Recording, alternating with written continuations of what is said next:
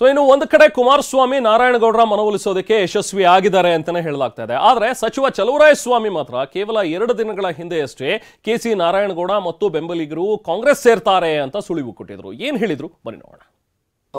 ನಾರಾಯಣಗೌಡರು ಜೊತೆ ಮಾತನಾಡಿದ್ವಿ, ಸಂಪರ್ಕದಲ್ಲಿದ್ದಾರೆ.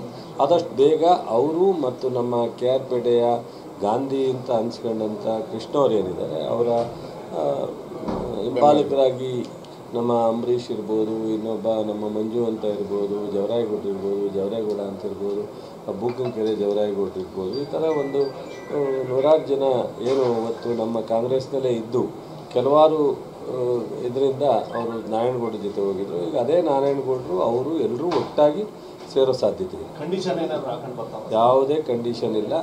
ಸೊ ಪಕ್ಷದ ಎಲ್ಲ ಸಿದ್ಧಾಂತಗಳಿಗೆ ಅವರು ಸಂಪೂರ್ಣವಾಗಿ ಸಹಕಾರ ಕರ್ಕೊಂಡು ಮಾಡ್ತಾರೆ. ಬಂದ ಮೇಲೆ ಯಾರ್ಯಾರಿಗೆ ಈ ಪಕ್ಷ ಗೌರವ ಕೊಡಬೇಕು, ಈಗ ನಾವೆಲ್ಲ ಚೆನ್ನಾಗಿಲ್ವ ಕಾಂಗ್ರೆಸ್ನಲ್ಲಿ, ನಮ್ಮನ್ನೆಲ್ಲ ಗೌರವ ನಡೆಸ್ಕೊತಾ ಇಲ್ವ, ಅಷ್ಟೇ ಬರೋದಕ್ಕಿಂತ